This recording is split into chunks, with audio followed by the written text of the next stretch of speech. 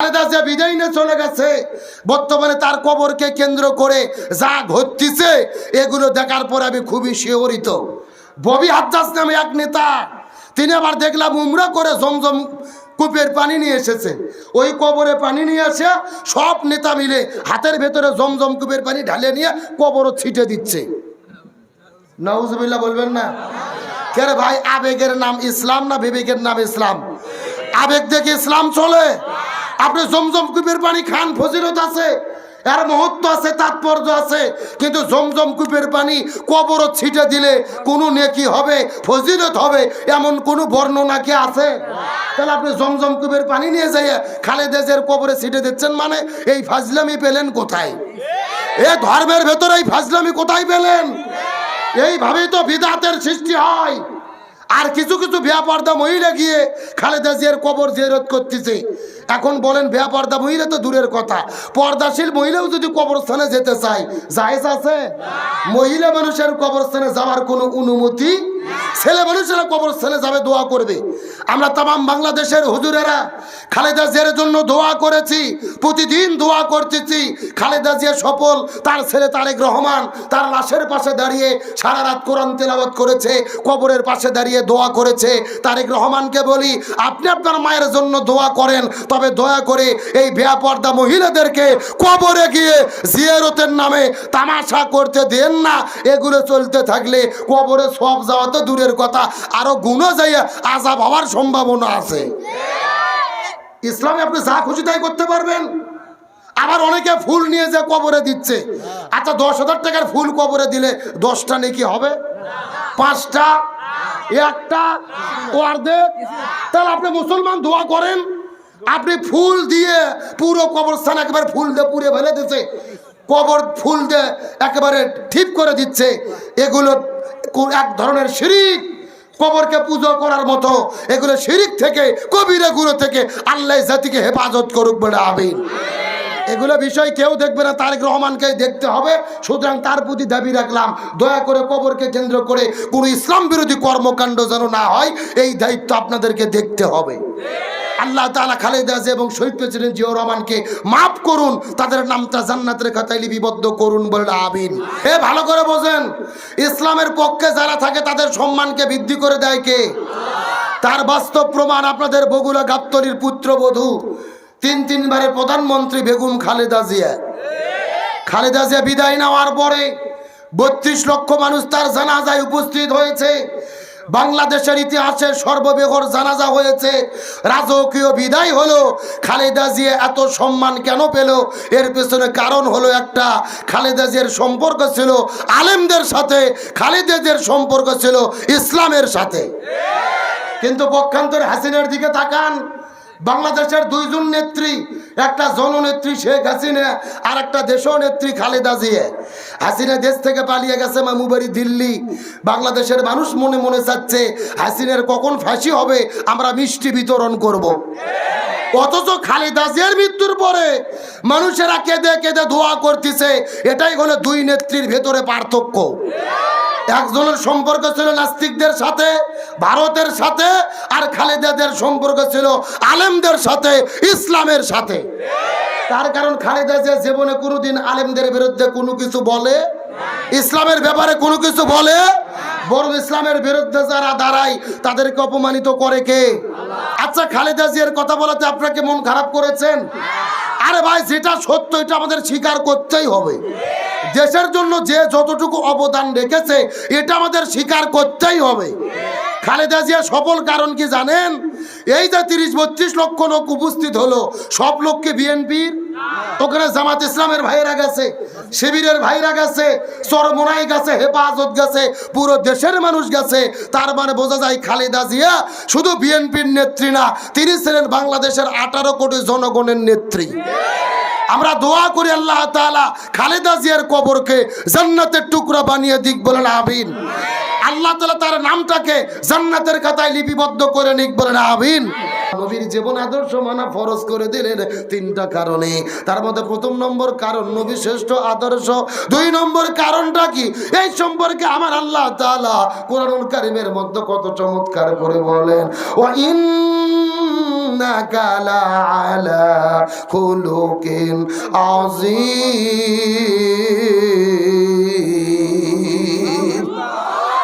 সূরা কলম 29 নম্বর পারা 3 নম্বর পৃষ্ঠার 12 নম্বর লাইন 4 নম্বর আয়াতে কারিমা। তাফসীর ইবনে কাসিরের মধ্য থেকে বলতেছি, আল্লাহ তাআলা ডাকতে বলে পৃথিবীর মানুষেরা হযরত আদম আলাইহিস সালাম থেকে শুরু করে ঈসা রুহুল্লাহ পর্যন্ত যত নবী রাসূল এই দুনিয়ার মধ্যে আগমন করেছে, আমি কারো ব্যাপারে কোরআনের মধ্যে কিন্তু চরিত্রের সার্টিফিকেট দেই নাই, কিন্তু আমি আল্লাহ বলে দিলাম ওয়া ইন্নাকা লাআলা খুলুকিন আযীম।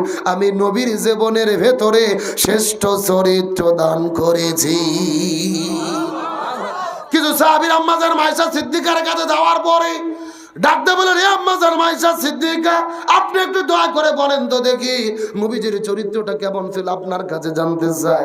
আম্মাজান ডাকতে বলেন, হে নবীর সাহাবীরা, তোমরা কি কোরআন পড়ো নাই? সাহাবীরা বলে, হ্যাঁ আমরা কোরআন পড়েছি। এমন সময় আয়েশা সিদ্দিকা বলেছে, তাহলে ভালোভাবে জেনে নাও, পবিত্র কোরআন ছিল যেমন, আমার নবীজির চরিত্রটা ছিল তেমন। লিল্লাহি তাকবীর। একেবারে পবিত্র কোরআন যা, আমার নবীজির প্র্যাকটিক্যাল লাইফ। এ মুসলমান ভাইরা গভীর মনোযোগ লক্ষ্য করুন। আল্লাহ নবীর যেমন আদর্শ মানা ফরজ করলেন 3টা কারণে। 1 নম্বর নবী শ্রেষ্ঠ আদর্শ, 2 নম্বর নবী শ্রেষ্ঠ চরিত্র, 3 নম্বর কারণটা কি? এই সম্পর্কে আমার আল্লাহ কোরআনুল কারীমের মধ্যে কত চমৎকার করে বলেন, ওয়া মা আরসালনাকা ইল্লা রাহমাতান লিল আলামিন। সূরা আম্বিয়া 17 নম্বর পারা 13 নম্বর পৃষ্ঠার 6 নম্বর লাইন 107 নম্বর আয়াতে কারিমা। তাফসীর ইবনে কাসিরের মধ্য থেকে বলতেছি, আল্লাহ রাব্বুল আলামিন বলেন, আসমান বলো, জমিন বলো, গ্রহ বলো, নক্ষত্র বলো, জ্যোতিষ্ক মণ্ডলী বলো, নিহারিকা বলো, আমি আল্লাহ তাআলা এই মহাবিশ্বের ভেতরে যতগুলো জগৎ সৃষ্টি করেছি, আমি প্রত্যেকটা জগতের জন্য আমি আমার নবীজিকে রহমত স্বরূপ প্রেরণ করেছি। নবীর মতো এত বড় রহমত কেউ দুনিয়াতে ছিল, কিন্তু দুর্ভাগ্যজনক ব্যাপার হলো ওই নবীর মতো এত বড় এতিম এই দুনিয়াতে কেউ ছিল। শিশুকালে মইরা গেছে মা, গর্ভে থাকতে মরছে পিতা, নবী চোখে দেখিলেন না, আমায় কে করিবে লালন পালন, কে দিবে সান্ত্বনা, এই দুনিয়ার বড় এতিম নবী ছিলেন একজনা। আমার নবীর মধ্যে এত বড় এতিম কেউ দুনিয়াতে ছিল না। নবীর জন্মের আগেই নবীর বাবা মারা গেছেন। নবীর জন্মের কিছুদিন পরে নবীর মা দুনিয়া থেকে বিদায় নিয়ে চলে গেছে। নবী চলে গেলেন তার দাদার কাছে, দাদাও দুনিয়া থেকে বিদায় নিয়ে চলে গেল। নবী চলে গেলেন তার চাচা আবু তালিবের কাছে। আবু তালিব নবীকে বাড়িতে থাকতে দিলেন, খাবার দিলেন, জায়গা দিলেন, সন্তানের মতো ভালোবাসা দিয়ে নবীজিকে লালন পালন করলেন। কিন্তু জিজ্ঞাসা করি বলেন তো, নবীর চাচা আবু তালিব কি জান্নাতে যেতে পারবে? এ জোরে বলেন, পারবে? কেন? এই যে কেন পারবে না, এই আলোচনাটা বোঝানোর জন্যই আমি এই আলোচনাটা ধরেছি। সুবহানাল্লাহ বলেন। আমার পুরো ওয়াজ ভুলে যান, আমার কোনো আপত্তি নেই, শুধু এতটুকু মেসেজ আপনাদের দিতে চাই। নবীর চাচা আবু তালিব নবীকে বাড়িতে থাকতে দিলেন, খাবার দিলেন, জায়গা দিলেন, সন্তানের মতো লালন পালন করলেন। তারপরেও নবীর চাচা আবু তালিব কেন জাহান্নামে যাবে 2 মিনিটে জানার দরকার আছে না নাই? আমার বন্ধুগণ, মুসলমান ভাইরা গভীর মনোযোগ লক্ষ্য করুন। কোনো দিকে নজর নাই, কোনো দিকে তাকাতাকি নাই। পুরো আলোচনা যদি আমার ভুলে যান, কিন্তু এই শেষ 2টা মিনিট ভালো করে শোনার জন্য আপনাদের অনুরোধ করব। নবীর চাচা আবু তালিব কেন জাহান্নামের মধ্যে যাবে লক্ষ্য করেন। আবু তালিব এই দুনিয়ার মধ্য থেকে যেদিন বিদায় নিয়ে চলে যাবে, আমার নবী আস্তে করে আবু তালিবের কাছে চলে গেলেন। যাওয়ার পরে ডাকতে বলে, চাচা একটা বার শুধু আপনি বলবেন লা ইলাহা ইল্লাল্লাহ মুহাম্মদ রাসূলুল্লাহ, বলার কোনো দরকার নাই, শুধু আল্লাহকে স্বীকার করে এই দুনিয়া থেকে যদি বিদায় নিয়ে চলে যেতে পারেন, আমি নবী প্রয়োজনে আল্লাহর সাথে ঝগড়া করে আপনাকে জান্নাতে নিয়ে যাব। এবং গাপ্তরি মুসলমান কথার গুরুত্ব এখনো বোঝেন নাই। পুরো কালেমা বলে লা ইলাহা ইল্লাল্লাহ মুহাম্মাদুর, কিন্তু নবীজি বলতেছে চাচা আপনি যদি আমাকে স্বীকার না করেন কোনো আপত্তি নাই, দয়া করে শুধু আল্লাহকে স্বীকার করেন, শুধু লা ইলাহা ইল্লাল্লাহ বলেন। আল্লাহকে স্বীকার করার পরে যদি বিদায় নিয়ে যেতে পারেন, আমি প্রয়োজনে আল্লাহর সাথে ঝগড়া করে আপনাকে জান্নাতে নিয়ে যাব। এই কথা বলে আবু তালিব কালেমা পড়ার প্রস্তুতি গ্রহণ করলেন, কিন্তু পাশেই ছিল আবু জেহেল। আবু জেহেল যাওয়ার পরে ডাকতে বলে, আবু তালিব তুমি কি কালেমা পড়বা? সারা জীবন বাপ দাদার ধর্ম পালন করলে, অথচ আজকে বিদায় নিয়ে যাওয়ার সময় বাপ দাদার ধর্মে কি চুলকালি লাগাই দেওয়া। খবরদার খবরদার, মুহাম্মাদের কথা শুনবা না, আর তুমি কালেমাও পড়বা না। আবু জেহেলের কথা শোনার পরে আবু তালিব কালেমা বললেন না, এই দুনিয়ার মধ্য থেকে বিদায় নিয়ে চলে গেলেন। দুনিয়া থেকে যখন বিদায় নিয়ে চলে যাবে, বিদায় নিয়ে চলে যাওয়ার পরে আমার নবীজি আবু তালিবের লাশের পাশে দাঁড়িয়ে হাউমাউ করে করে করে করে করে করে কান্না শুরু করলো। তার মানে বোঝা গেল, ভালোবাসার মানুষ যদি এই দুনিয়া থেকে বিদায় নিয়ে চলে যায়, মানুষেরা কান্না করে দোয়া করে কি করে না? আরো জোরে বলেন। তার বাস্তব প্রমাণ হলো এই যে বেগম খালেদা জিয়া বিদায় নিয়ে চলে গেলেন, এই দেশের হাজারো লক্ষ মানুষেরা তার জন্য কান্না করে করে করে করে করে করে দোয়া করেছে। আল্লামা সাঈদী বিদায় নিয়ে চলে গেল, মানুষেরা কেঁদে কেঁদে দোয়া করেছে। এমনও মা বোনেরা আছে সারাদিন রোজা থেকে তাহাজ্জুদ নামাজ পড়ে আল্লামা সাঈদীর জন্য দোয়া করেছে। শরীফ ওসমান হাদি ভাই বিদায় নিয়ে চলে গেল, এই দেশের মানুষ তার জন্য কান্না করে করে করে করে দোয়া করলো।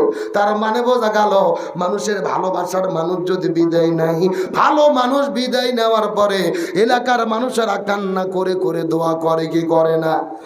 কিন্তু পক্ষান্তরে যদি খারাপ মানুষ বিদায় নেয়, ওই গত 16 বছরে আওয়ামী লীগ দলের ভেতরে যত এমপি মন্ত্রী মারা গেছে, এমপি মন্ত্রী মরে যাওয়ার পরে যত নেতা আওয়ামী লীগের মারা গেল, এই মানুষগুলো মারা যাওয়ার পরে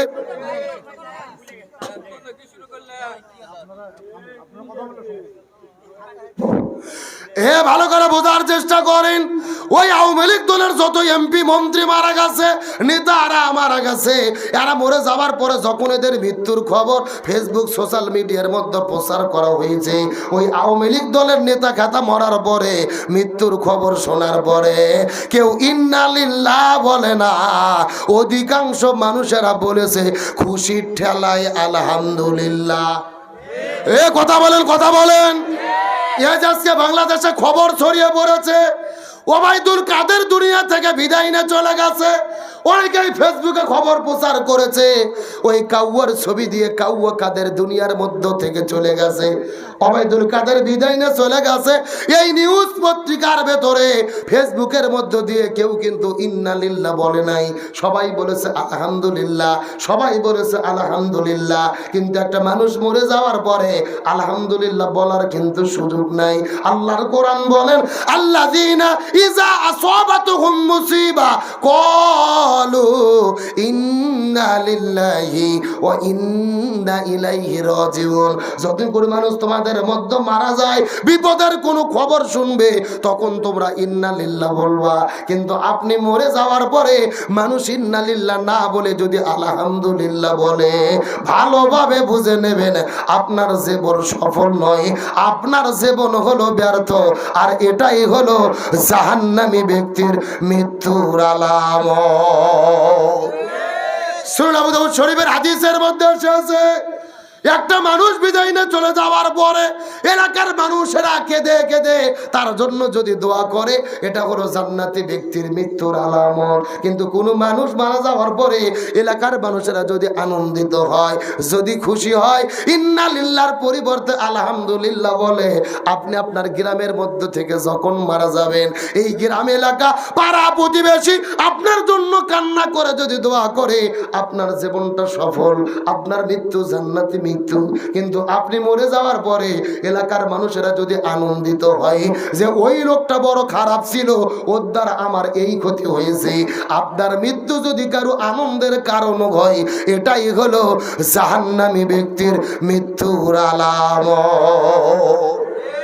এই জন্য একজন কবি বলেছেন, যেদিন তুমি এসেছিলে ভবে, কেঁদেছিলে তুমি, হেসেছিলে ভবন, এমন জীবন তুমি করিবে গঠন, মরণে হাসিবে তুমি, কাঁদিবে ভবন। আপনি মরে যাওয়ার পরে, আমি মরে যাওয়ার পরে এলাকার মানুষরা যদি কেঁদে কেঁদে আমাদের জন্য দোয়া করে, এটা হলো জান্নাতি মৃত্যু। কিন্তু আমি মৃত্যু বরণ করার পরে, আমি মারা যাওয়ার পরে মানুষেরা যদি আনন্দিত হয়, ইন্না লিল্লাহর পরিবর্তে আলহামদুলিল্লাহ বলে, এটাই হলো জান্নামী ব্যক্তির মৃত্যুর আলামত। কি বুঝতেছেন? ওবায়দুল কাদের মারা গেছে কিনা এখনো শিওর না, তার আগেই জনগণ ফেসবুকে ছেড়ে দিয়ে আলহামদুলিল্লাহ লিখে বলতেছে কেউ কাদের মারা গেছে। তার মানে ওর মৃত্যু মানুষের খুশির কারণ। এই লক্ষণ ভালো না খারাপ? অবশ্যই খারাপ। উনি মরে গেল আর মানুষ তার জন্য খুশি, তার জন্য আলহামদুলিল্লাহ বলতেছে। এমন জীবন আমরা চাই না। আমরা আল্লামা সাইদের মতো জীবন চাই, শরীফ ওসমান হাদির মতো জীবন চাই, খালেদা জিয়ার মতো জীবন চাই। মরে গেলে মানুষেরা যেন আমাদের জন্য কেঁদে কেঁদে দোয়া করে। এটা জীবনের বড় সফলতা যে আমি মরে গেলে মানুষেরা আমাদের জন্য দোয়া করবে। আমার বন্ধুগণ, মুসলমান ভাইরা গভীর মনোযোগ লক্ষ্য করুন। রাত গভীর হয়ে গেছে, আর কষ্ট দেব না। যে কথাটা বোঝানোর চেষ্টা করতেছিলাম, ওই আবু তালিবের কবরের কাছে গিয়ে সুন্দর করে কান্না করা শুরু করে দিলেন। নবীজি যখন আবু তালিবের কাছে কান্না করা শুরু করলেন, আল্লাহর কাছে ফরিয়াদ করে বলেন, আল্লাহ আপনার কাছে ফরিয়াদ করে বলি, আমার চাচা আবু তালিবকে আপনি মাফ করে দেন, তার থাকার জায়গাটা জান্নাতের মধ্যে করে নেন। এই কথা বলার পরে আল্লাহ বলে, ইয়া রাসূলুল্লাহ, আপনি কার জন্য হাত তুলেছেন? ওই লোকটা আপনার চাচা হয়। আমি আল্লাহ তাআলা ভালো করে জানি। আপনাকে বাড়িতে থাকতে দিয়েছে, খাবার দিয়েছে, লালন পালন করেছে, সেটাও আমি আল্লাহ তাআলা ভালো করে জানি। কিন্তু আপনি যখন কালেমা পড়তে বললেন, আপনার চাচা কিন্তু কালেমা পড়ে নাই। আমি আল্লাহ কোরআনে বলেছি, ওয়ামা আতাকুমুর রাসূলু ফাখুযুহু, নবী যেটা বলবে সেটা তোমাদের করতে হবে। কিন্তু আপনার চাচাকে আপনি কালেমা পড়তে বললেন, আপনার চাচা আপনার প্রতি কালেমা পড়ল না, সুতরাং তার জন্য কান্না করে কোনো লাভ হবে না। হিদায়াতের মালিক হলাম আমি আল্লাহ। আপনি চাইলেই কাউকে হেদায়াত দিতে পারবেন না। আমি যাকে খুশি হেদায়াত দান করি, যাকে খুশি বঞ্চিত করি। সুতরাং কান্না করে কোনো লাভ নাই। আপনার চাচা আপনাকে ভালোবেসেছে কিন্তু অনুসরণ করে নাই, এই জন্য আমি আপনার চাচাকে মাফও করব না, আর আবু তালিবকে কখনোই জান্নাতে দেব না। এ বগরা সুগান বগরা মুসলমান, গভীর মনোযোগ। আমার পুরো আলোচনা ভুলে যান, আমার কোনো আপত্তি নেই। তবে সে শিক্ষাটা ভালো করে মাথার মধ্যে ঢুকায়া বাড়ির মধ্যে ফেরত যাওয়ার মতো চেষ্টা করেন। জিজ্ঞাসা করি, বলেন তো আবু তালিব নবীকে সারা জীবন যেই পরিমাণ ভালোবাসা দিল, আমরা যদি সারা জীবন চেষ্টা করি, নবীকে কি সেই পরিমাণ ভালোবাসা দিতে পারবো? এত ভালোবাসা দেওয়ার পরে নবীর চাচা কেন জাহান্নামের মধ্যে যাবে? এর পেছনে কারণ হলো নবীকে ভালোবেসেছে কিন্তু অনুসরণ করে নাই। এখান থেকে শিক্ষা দাঁড়ালো, এই বাংলাদেশের ভেতরে আমাদের 90% মুসলমান, নবীকে ভালোবাসার লোকের কোনো অভাব নাই, কিন্তু নবীকে অনুসরণ করার লোকের বড় অভাব। এই দেশের ভেতরে 90% মুসলমান যারা শুধু মুখে মুখে নবীকে ভালোবাসে, মসজিদের ভেতরে ইয়া নবী সালামু আলাইকা বলে, গরম গরম খিচুড়ি আর জিলেপি বিতরণ করে, কিন্তু নবীর আদর্শ দিয়ে জীবন পরিচালনা করে না, পরিবার চালায় না, সমাজ চালায় না, রাষ্ট্র চালায় না।